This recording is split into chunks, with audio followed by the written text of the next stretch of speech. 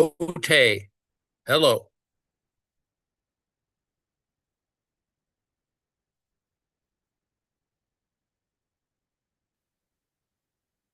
Testing one, two, three.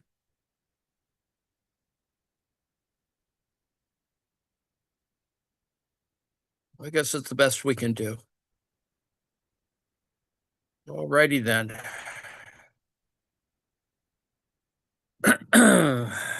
Welcome to Weekly Marks, 22 November.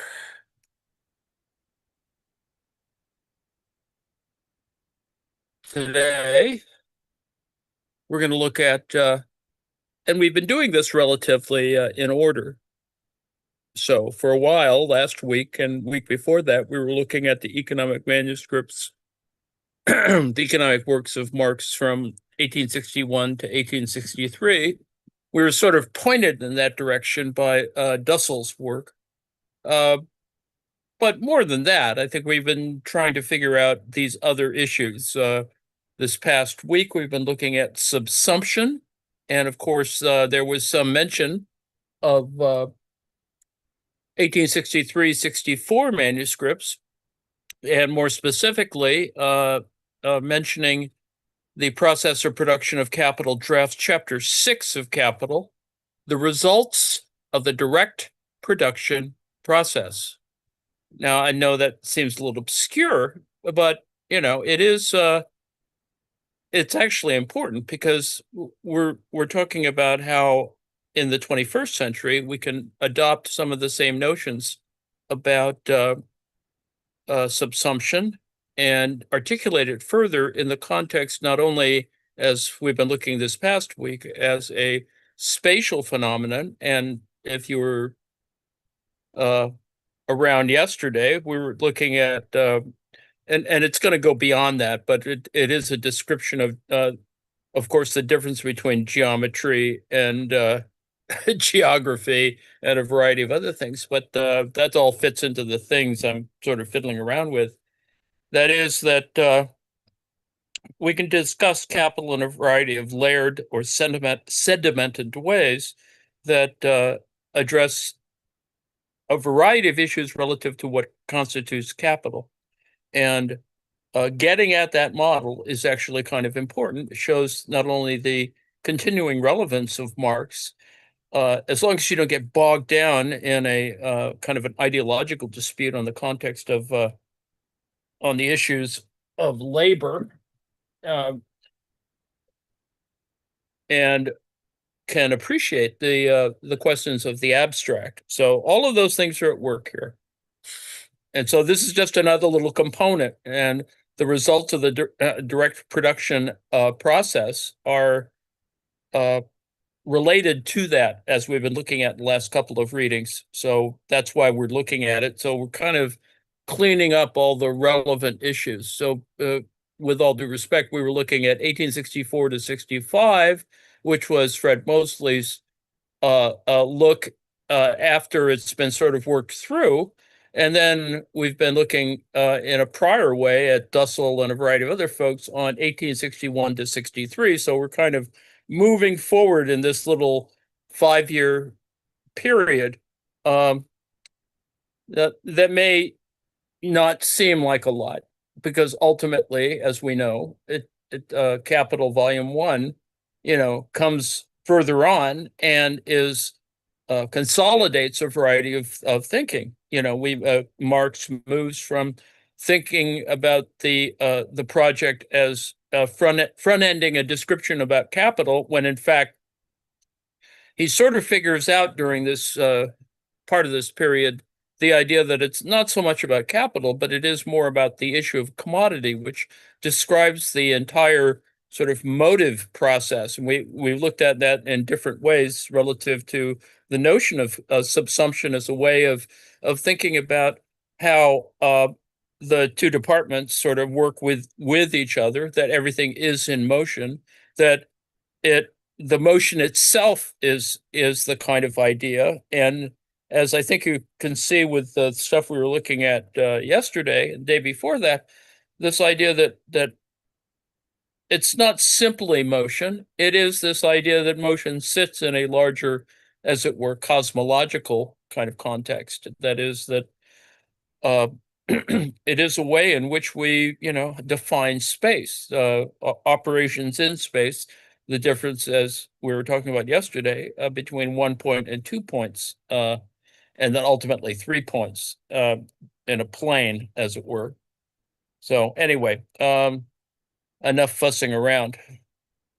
So this particular chapter 6, now it sort of doesn't fit anywhere in some ways, but it's not like the chapter on machines, but it does have some relevance, and I think we'll see where that goes.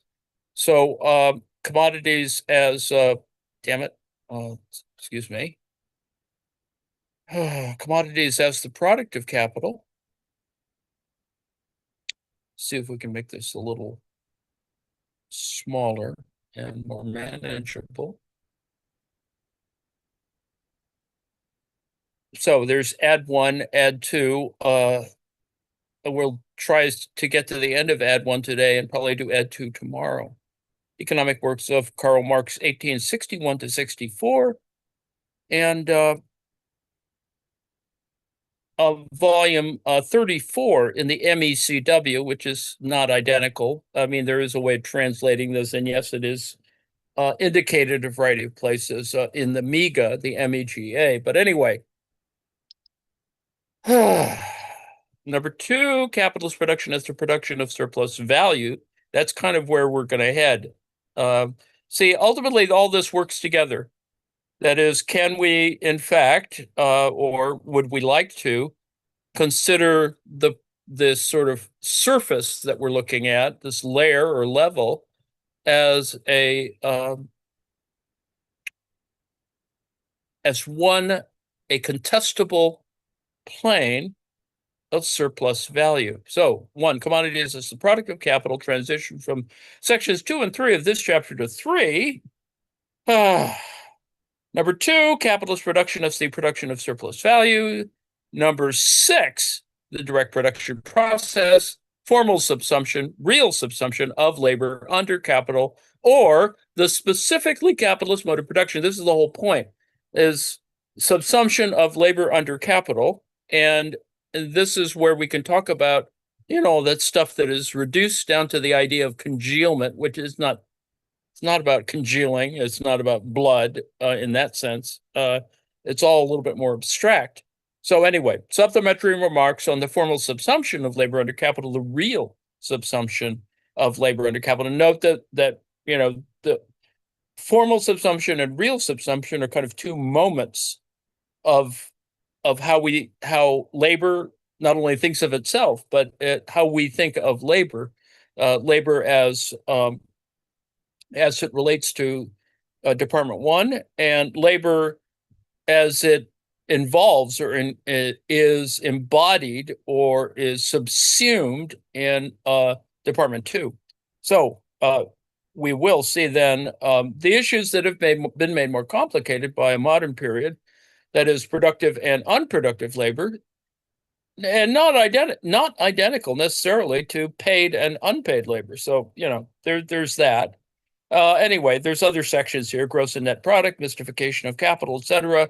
Number 3, the product of capitalist production is not only surplus value, it is capital. So the point being, and one, in some way, you could conceive of it, of surplus value, as something that is a product, byproduct in some ways, especially when you're talking about valorization. But the fact is, the capital that you use to get to financial capital, that you're moving from industrial to merchant to financial capital, surplus value has a role in all of that. Now, its role is problematic relative to the fact that often, or some of the interchanges are translated as commodity forms, like i.e. money. So there's that. Anyway, and then there's a section on unplaced footnotes in the manuscripts of 63, etc. So manuscript begins, chapter 6, 441. results of the direct production process. 3 points need to be considered in this chapter. Number one, commodities as the product of capital, that is, of capitalist production. Capitalist production is the production of surplus value. Finally, number three, 1, 2, and 3, it's the production and reproduction of the whole relation through which this direct production process is characterized as specifically capitalist. So, let me break here and say, well, this is about trying to create a kind of identity for this set of processes and to separate it ostensibly from what we think of as feudal processes. And you never leave those feudal processes. This is the problem of discussing it in this way. I would assert it's one of the underlying issues that's made problematic. And if you were listening to Adnan Hussein's office hours yesterday, it is a problematic that is not fully articulated in the context of primitive accumulation. And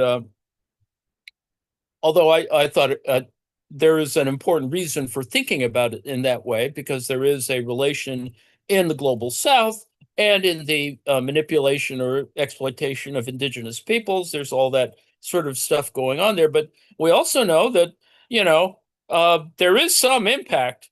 I mean, these are not totally autonomous elements or discrete elements. If you consider that, indigenous peoples are there, but on the other hand, they wear T-shirts and stuff.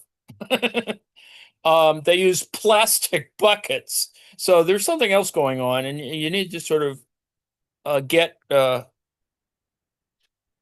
the idea that there's a kind of unevenness to all of this. Anyway, back to the text.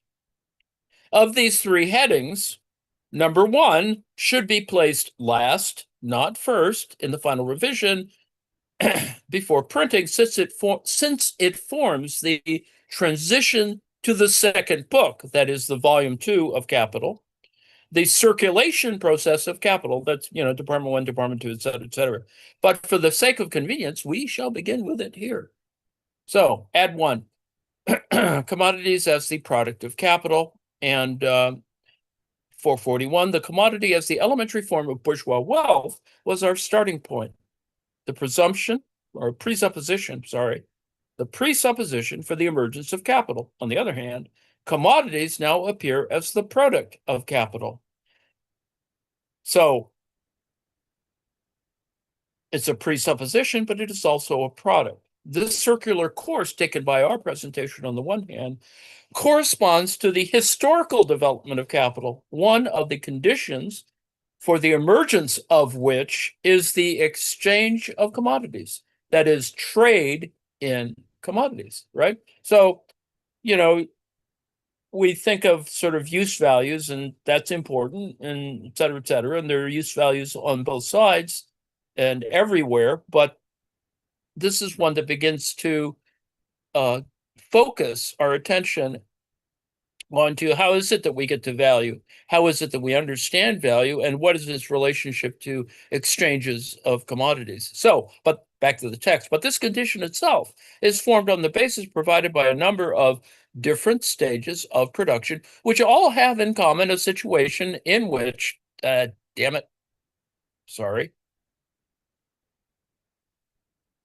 all in common a situation in which capitalist production either does not as yet exist at all, right? Recall what I was just saying about primitive accumulation and pre-capitalist formations, or exists only sporadically. And you can say that such a pattern does exist, even within the British context, sort of the ore economy. The fact is, it's different in the city than it is in the country, et cetera. And this is before we get to a kind of concept of the middling sorts. But anyway, on the other hand, the exchange of commodities in its full development and the form of the commodity as the universally necessary social form of the product. So the exchange of commodities in its full development and the form of the commodity as the universally necessary social form of the product first emerge as a result of the capitalist mode of production. That's all uncontroversial.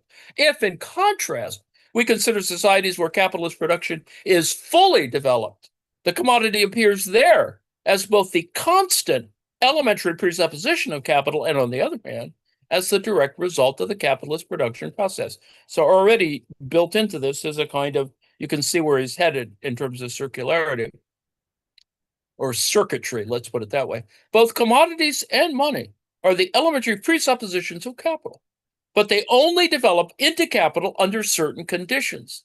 Capital formation cannot occur except on the basis of the circulation of commodities, which includes, of course, the circulation of money. Hence, at an already given stage of development of trade in which the latter has achieved a certain extension, the production and circulation of commodities, however, do not conversely presuppose the capitalist mode of production for the existence. On the contrary, as I have already demonstrated, that is Marx, they also exist, and this is everything that I just said, pre-bourgeois social formations. They are the historical presupposition of the capitalist mode of production. 442. On the other hand, however, it is only on the basis of capitalist production that the commodity becomes the general form of the product, that every product must take on the commodity form that sale and purchase seize control not only of the surplus of production, but of its very substance, and that the various conditions of production themselves emerge in their totality as commodities which go into the production process from circulation. Hence, if the commodity appears on the one hand as the presupposition for the formation of capital, the commodity also appears, on the other hand, as essentially the product and result of the capitalist production process, insofar as it is this is where it gets Hegelian, right? Universal elementary form of the product. So you can see what's going on here, and this is why subsumption is useful, because it gets us back into the Hegelian questions and not tie us down with, certain Hegelian presuppositions. It allows us to see where Marx is going in a material sense. Capital, in contrast, necessarily produces its product as a commodity. This is from Sismondi. Therefore, to the degree that capitalist production, i.e. capital, develops, the general laws developed with regard to the commodity, for example, the laws concerning value, are also realized in the different forms of money circulation. So already we see this is something, thinking about something else here, right? This is that whole issue that, money is that liquid element, the commodity, the money commodity, that allows us to think about not simply industrial capital, but merchant capital and financial capital. Here, it is, back to the text, it's apparent how even economic categories which belong to earlier epochs of production take on a specifically different historical character on the basis of the capitalist mode of production. The conversion of money, which it is itself only a converted form of the commodity. Recall, or the issue that, commodity money precedes money in that sense. Into capital only takes place once labor capacity has been converted into a commodity for the worker himself. Hence, once the category of commodity trade has taken control of a sphere which was previously excluded from it or only sporadically included in it. Only when the working population has ceased either to form part of the objective conditions of labor or to enter the market as a producer of commodities selling its labor itself, or more precisely, its labor capacity, right? Well, this is all the original stuff, the difference between labor capacity and labor and labor power. Instead of the product of its labor, does production become the production of commodities to its complete extent. You can see where Straffa was going, over the whole of its length and breadth. Only then are all products converted into commodities, and only then do the objective conditions of each individual sphere of production enter into production as commodities themselves. So objective conditions enter into production as a commodity, right? So already we've moved into an abstraction, right? The objective conditions are not as, fixed or, whatever. solid as we might think. They're more intangible. Or anyway, back to the text. Only on the basis of capitalist production does the commodity, in fact, become the universal, elementary form of wealth. So, if, for example, capital has not taken control of agriculture, a large part of the product is still produced directly as a means of subsistence, not as commodities. You know, the little part of the land that you keep for yourself, your personal garden, right? Large part of the product is still produced directly as a means of subsistence, not as commodities. A large part of the working population will not have yet been converted into wage laborers, nor will a large part of the conditions of labor have been converted into capital. So he's talking about pre-capitalist, economic formations. This implies that the developed division of labor, as it appears accidentally within society, and the capitalist division of labor within the workshop condition and produce each other.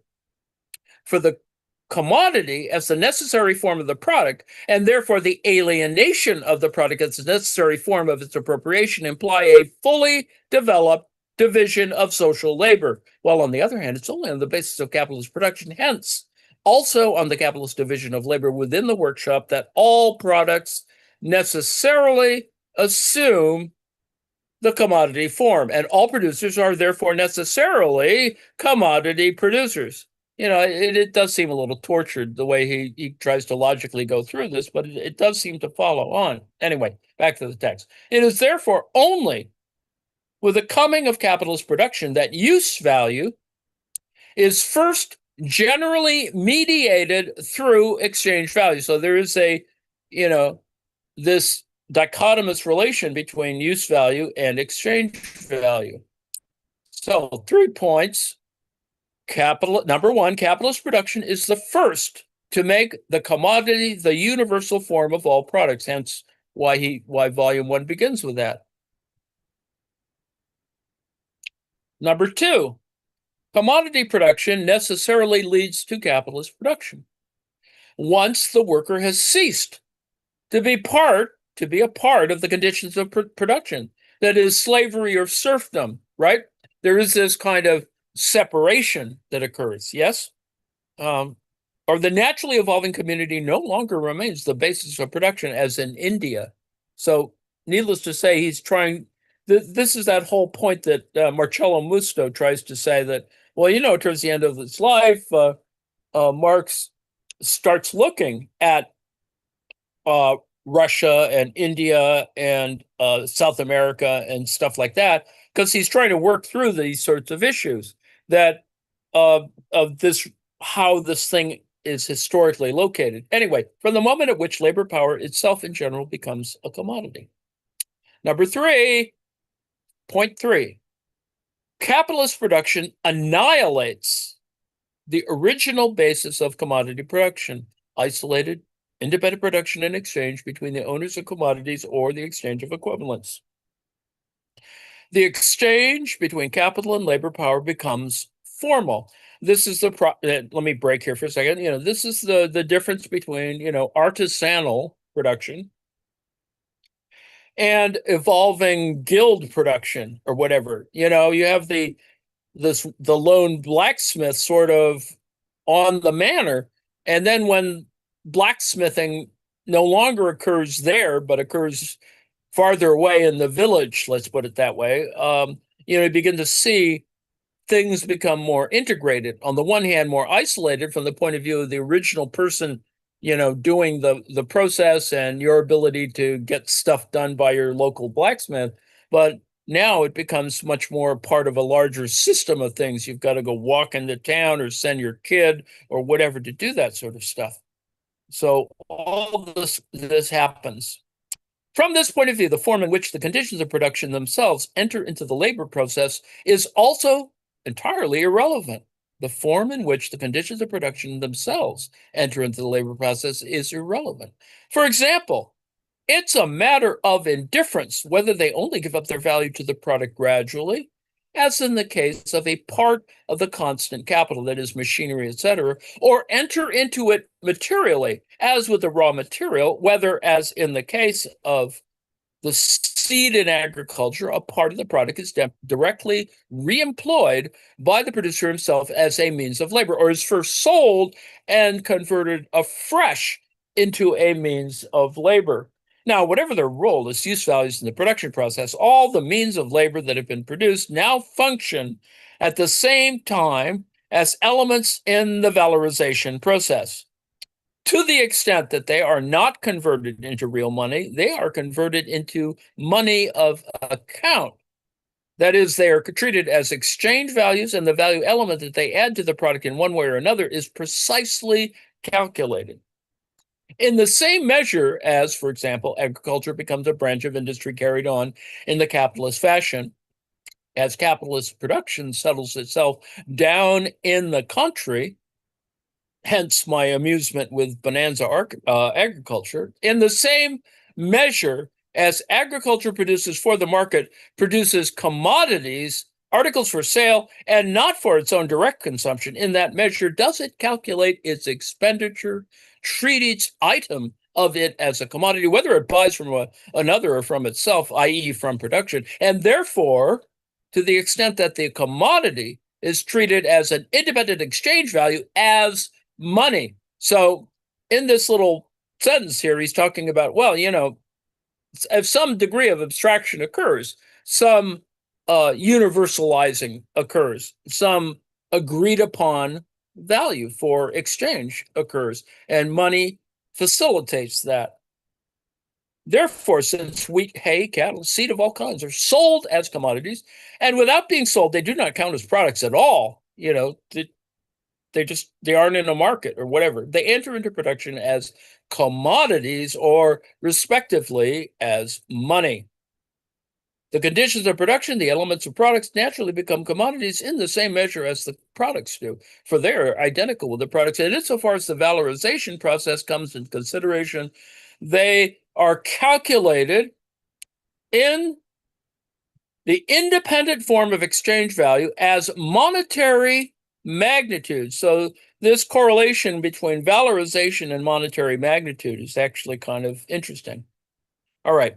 The direct production process is here and here always, and inseparably a labor process. And a valorization process, just as the product, is a unity of use value and exchange value, i.e., a commodity. So, trying to build tautologies here or whatever.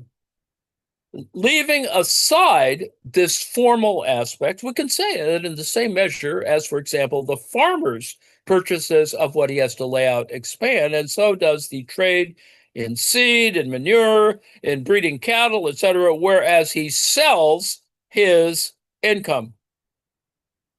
Thus, for the individual farmer, these conditions of production also pass in actuality out of circulation and enter into his production process. Circulation becomes, in effect, the presupposition of his production, since the condition, in other words, Department 2 becomes more important than Department 1.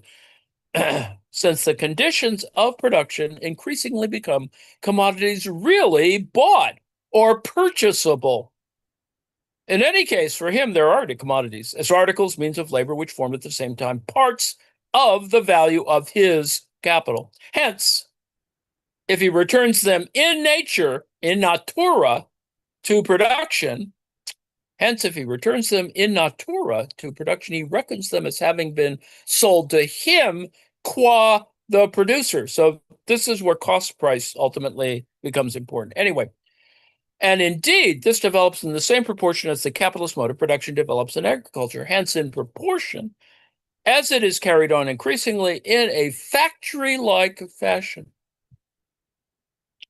The character of the commodity as a universally necessary form of the product, as a specific peculiarity of the capitalist mode of production, is palpably demonstrated in the large scale of production, the one-sidedness and the massive nature of the product brought about with the development of capitalist production. This mode of production imposes on the product a character which is social, firmly bound up with the social context, right? This doesn't The exchanges are made among people, right? While making its direct relation as use value to the satisfaction of the producer's needs appear, in contrast, as something wholly accidental, irrelevant, and inessential.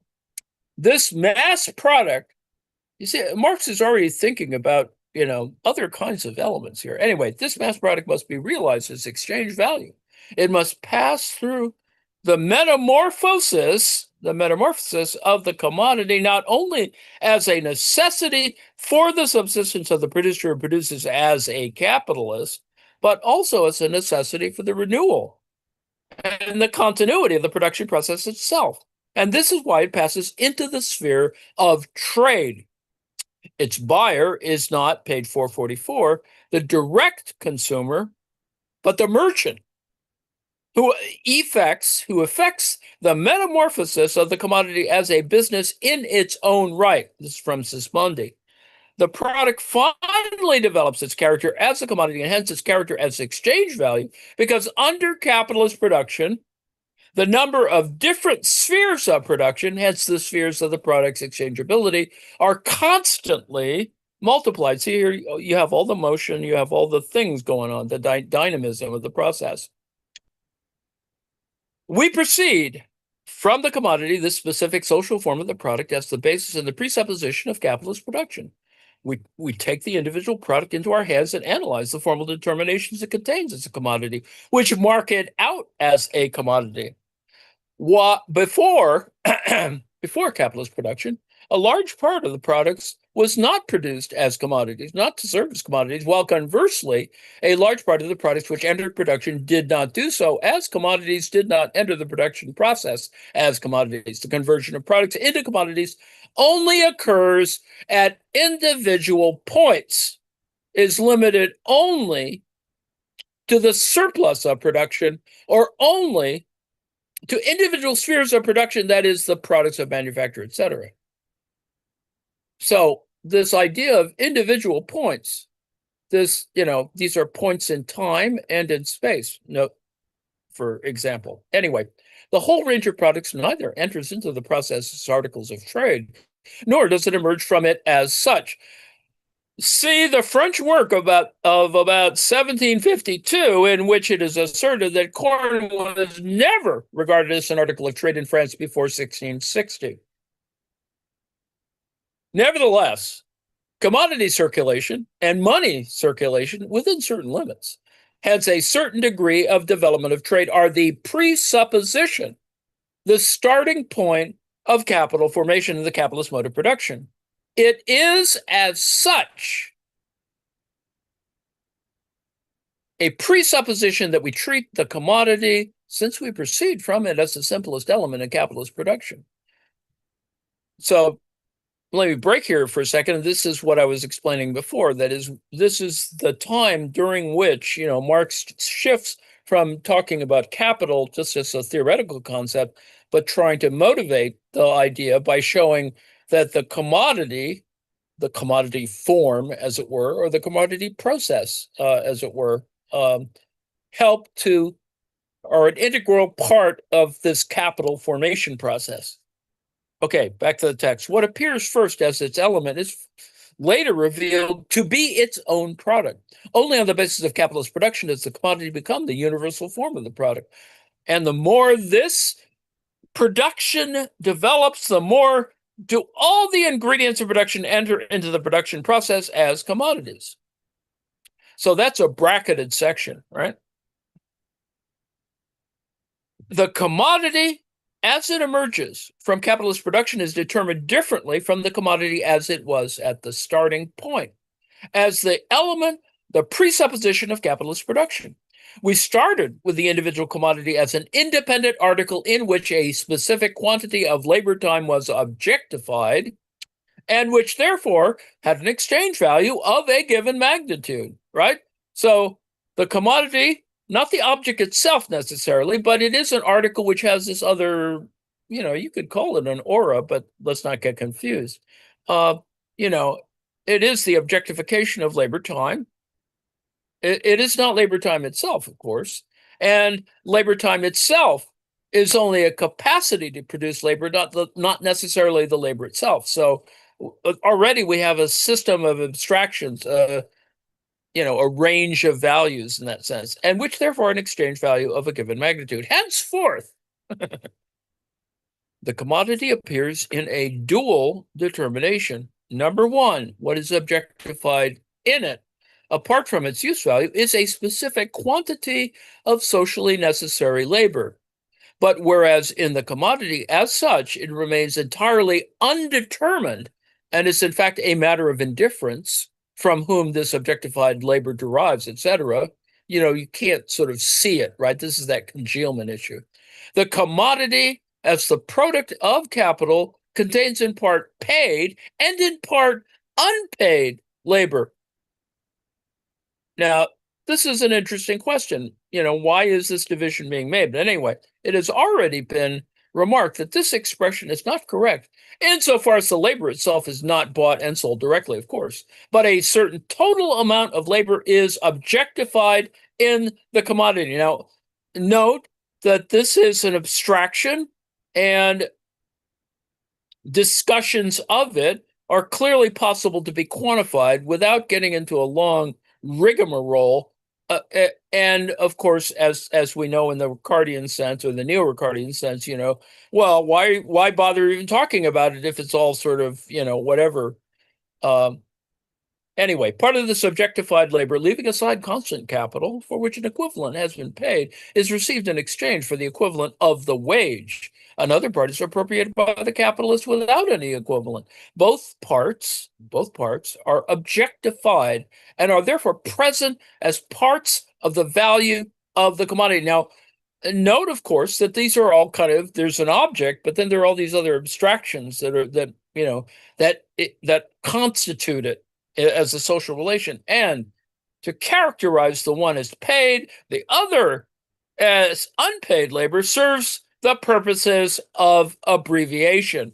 So when Marx is talking, let me break here for a second, when it's paid, and the difference between paid and unpaid, does seem highly arbitrary and problematic for all kinds of usual reasons. But the fact is that they are there. They are not. It is not that they are not there. There is something there because it is a social exchange of one kind or another, that it gains or subtracts all those things. And so this is why Marx is concerned with abstraction, right, and anthropology as a kind of abstraction. So in effect, these are all cultural elements, right? I mean, if you're interested in anthropology, particularly economic anthropology, you're fully engaged in the idea that an economy is not simply, monetary exchange, etc., but it is, in fact, fully imbricated, as they might say, with culture. All right. 445. You see, it's really hard to just get one page at a time. Now, number two, the dual dimension. The individual commodity not only appears materially as part of the total product of the capital, as an aliquot part of the amount produced by it. Now we no longer have in front of us the individual, independent commodity, the individual product. No, it is not individual commodities which appear as the result of the process, but a mass of commodity. In other words, this is always about scale, right? But a mass of commodities in which the value of the capital advanced plus the surplus value, that is the appropriated surplus labor, has been reproduced. So note, he's already, gone the further step. That is, surplus value represents appropriated surplus labor and in a reproduced form. So this is all abstraction. And yes, of course, we could, ceteris paribus, zero it out, but it's useful for Marx's purpose to show that there is a way to assign, wage differentials, for example, or, here's a stupid example. As I read this, the Trump administration is trying to eliminate, and there's a document somewhere that indicates that what they want to do is deprofessionalize certain professions. So if you're a teacher with a master's degree in education, or a nurse with a nursing degree, or a public health worker, or a social worker, all of that's not professional anymore. But it even includes people with MBAs and stuff. So it's absurd to do that. But in fact, you have a kind of abstraction that is, on the one hand, irrelevant. You know what you know. Um, Taking away your professional status to know it is sort of interesting, problematic, but ultimately can be represented as wages, because the boss can say, the capitalist can say, well, these people aren't professionals anymore, whatever that means. And so I shouldn't be paying them quite as much. They should be, you should be doing your nursing at minimum wage, because, that's just not a profession. It's a practice or whatever. So anyway, I'm cynical there, of course. Each of these individual commodities is a repository of the value of the capital and the surplus value produced by it. The labor applied to the individual commodity can no longer be calculated at all, if only because this would be a calculation of the average, hence a notional estimate, which covers the part of the constant capital which enters into the value of the total product merely as depreciation, and also the conditions production that are consumed, communally, conditions of production that are consumed communally, and finally, because it is the directly social labor which is balanced out and estimated as the average labor of the many cooperating individuals. The labor applied to the individual commodity counts only as the aliquot part of the total labor which falls to this commodity and is estimated notionally. In the determination of the price of the individual commodity, this labor appears as a merely notional part of the total product in which the capital is reproduced. So to try and get through this, as I said, this is a degree of abstraction. It is notional in that sense. Doesn't mean that it's irrelevant. It is simply, kind of a heuristic in our arguing here that some of this stuff happens, and it happens because it's fairly obvious. That is, if it's not an individual artisan in the studio garret, most of it's usually, kind of dealt with out there. And even the artist in the studio garret has to go out and buy his or her paint. So anyway. Number 3, the commodity now reveals itself as such, as the repository of the total value of the capital plus the surplus value, as opposed to the commodity which originally appeared to us as independent, as the product of capital. In reality, it's the converted form of the capital which has now been valorized in the scale and the dimensions of the sale, which must take place in order that the old capital value may be realized along with the surplus value it has created. In other words, this is the description of how the market works, right? To achieve this, it is by no means enough for the individual commodities or part of the individual commodities to be sold at their value. So already we see, the differentiated, products in a market, there's costs involved. And this, anyway, we saw earlier that the commodity must acquire a double mode of existence in order to be made fit for circulation. Not only must it confront the buyer as an article with this particular useful quality, as a particular use value, which satisfies particular needs, whether of individual or productive consumption.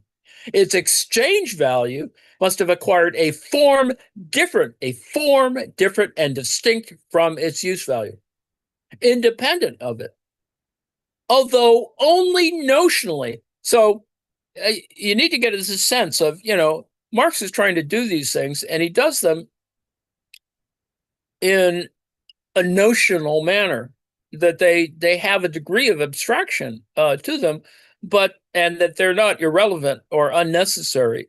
Uh, that they have that kind of they are situated in that sense. So it must appear as the unity of use value and exchange value, but at the same time, it must appear as this duality. Now, this is the perfect description of its Hegelian sort of context, right? So, on the one hand, it has solidity, whatever. It's a thing, but it's a thing that can't exist independently. It is dependent on all these other things. It's contingent in that sense on all these other things. Its exchange value acquires this independent form, a form entirely independent of its use value. It's the pure existence of materialized social labor time in its price. So that's another with all due respect, this is problematic because price is never fully, articulated in that sense. Well, anyway, in its price, that expression in which exchange value is expressed as exchange value, i.e., as money. And indeed, it is expressed in this way in money of account. Of course, there's a category for it. The accountants would do that, right? So, anyway, there are, in fact, individual commodities, as, for example, railways, infrastructure, right? Large buildings, etc., which are on the one hand so continuous in their nature and on the other hand so extensive that the entire product of the capital advanced appears as one single commodity. But, railways are not just the rails, you got to put trains on them, it's wheels and other stuff, right? In this field, therefore, the law demonstrated in relation to single commodities would apply, namely that their price is nothing but their value expressed in money. The total value of the capital plus the surplus value would be contained in the single commodity and could be expressed in money of account. You can see where Straffa was going with this, right? The price determination of a commodity of this kind would not differ from that given earlier for the single commodity, because here the total product of the capital would really be present as a single commodity. It is therefore circularity. It is therefore unnecessary to discuss this point any further. Now, the majority of commodities, however, are discrete in nature, and even the continuous ones can, in most places, be treated notionally as discrete magnitudes. So ultimately, this is a discussion of services. This can be applied to services as commodities. So anyway, i.e., considered as amounts of a given article, they are divisible according to the measures customarily applied to them as specific use values.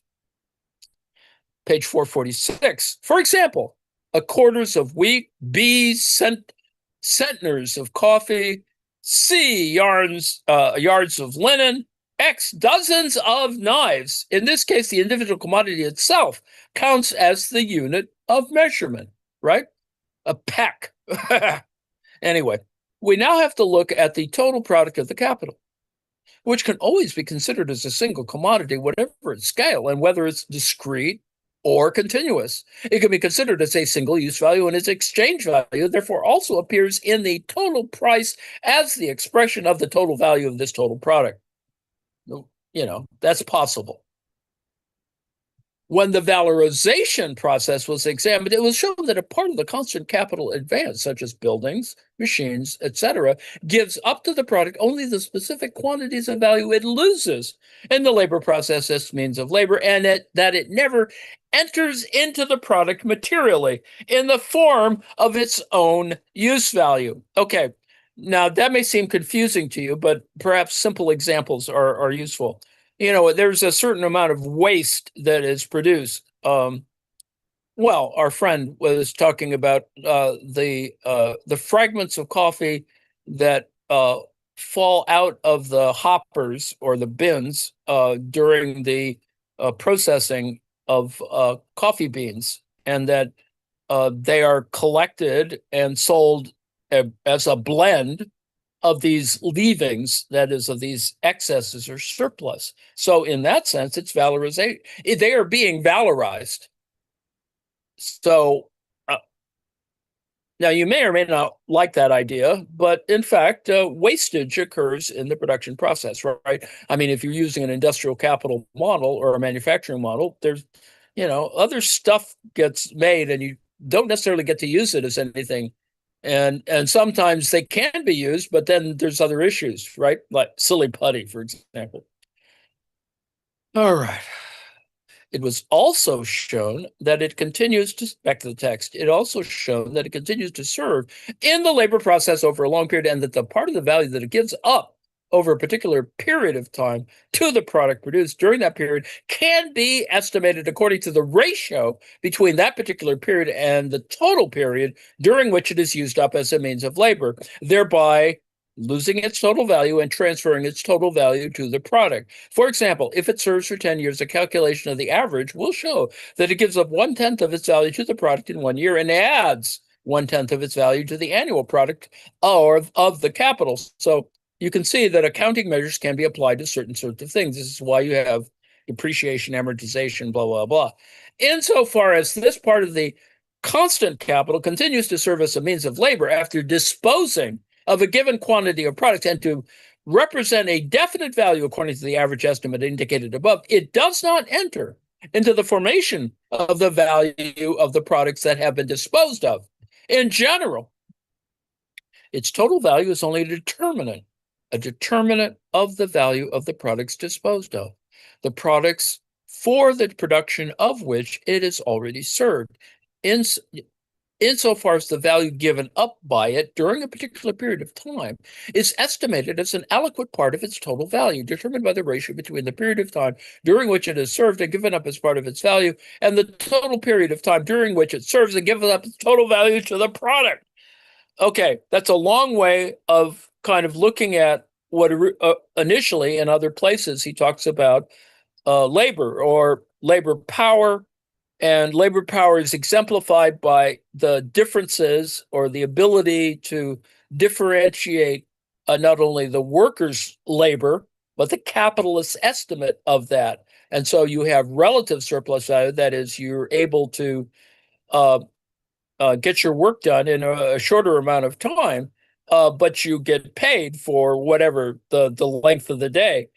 Similarly, the capitalist sort of realizes, well, they got to have lunch breaks or whatever. There's other things that go on, and that you can't, be absolute in kind of estimating these kinds of things relative to the working day, and thereby, I should be able to hire people to work 16 hours a day because then that'll make up for all the sort of wastage that goes on.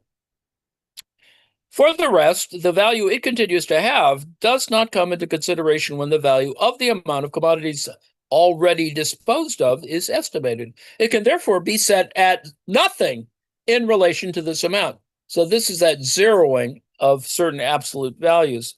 Or, and this comes to the same thing, the matter can be regarded for the sake of simplification for some present purpose as if the total capital, that is including part of the constant capital, which only enters completely into the product over long periods of production, were entirely contained, dissolved in the product of the total capital, which we are about to consider. So, to recapitulate the argument here is this idea that, we're looking at different measures of this weird thing called value, right? When there's all these abstractions and ways of kind of, well, how is it that we can measure it? Well, time sort of does that.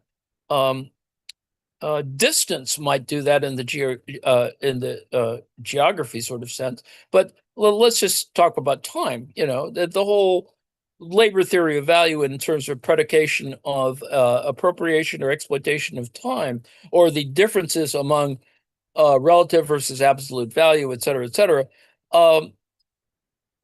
These are not unproblematic elements. Something is going on there. You have to show up, punch in, blah, blah, blah. Perform your work, perform it decently enough so you don't get fired. All those things are there. And so a certain degree of abstraction is going on here. And what Marx is trying to do is say, well, we're really trying to account for some of this. And one of the reasons why it's accountable, or it is accounted for, is, the fact is, well, how are we going to measure this stuff? How am I going to pay wages? et cetera, et cetera. Let's do it dollars per hour or shillings per hour. And of course, we know that the objective from capitalist point of view is not to have to give away the store. And, it's like McDonald's trying to uh, thwart or lobby against the minimum wage or to hire younger people or older people and co-opt them in various ways that can at least be defined as fair. So anyway, let us assume that the total product equals 1,200 yards of linen. Well, I note that I'm close to the end of my time. At 1,200 yards of linen, let me stop here and we can do that. We can continue on with this tomorrow. I mean, the point that I'm making here, and we've barely scratched, without my sort of annotations here, my yammering, um, you can sort of see what Marx is driving at. And this is a useful manuscript in the sense that it is, in the 1860s.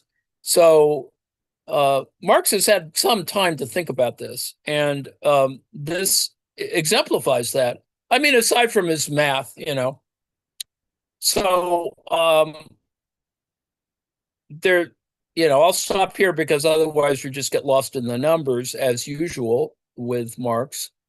But there are tables, there are figures and illustration. And he tries to show this in a numerical way because, from a radical,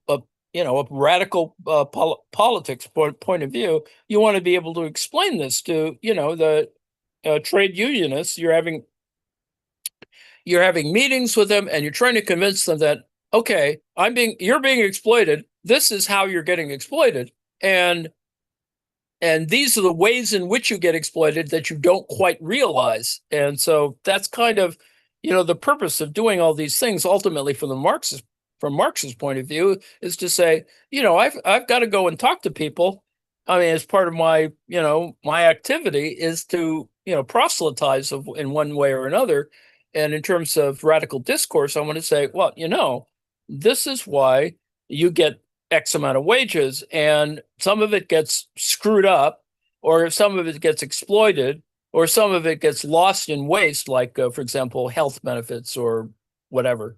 All of these things, are part of the surplus that is being drawn away from you, even though, it doesn't seem like much, but in fact it is. So anyway, we'll look further at the other matters tomorrow. We won't have a lot of time, but I like.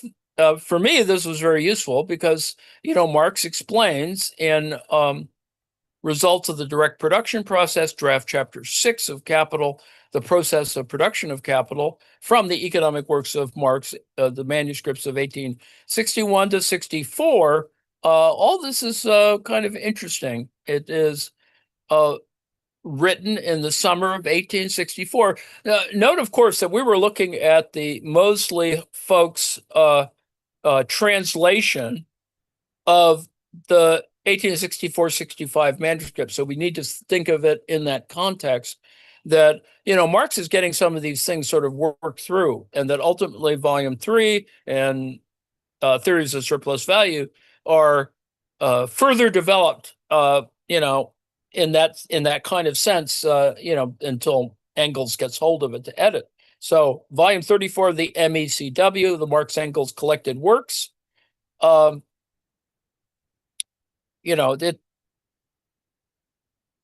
it has a resemblance to where we are and where we need to be, as we've seen in the new Princeton 2024 volume 1 of Capital. So you want to think of all of this in context, and remind yourself what is or has been altered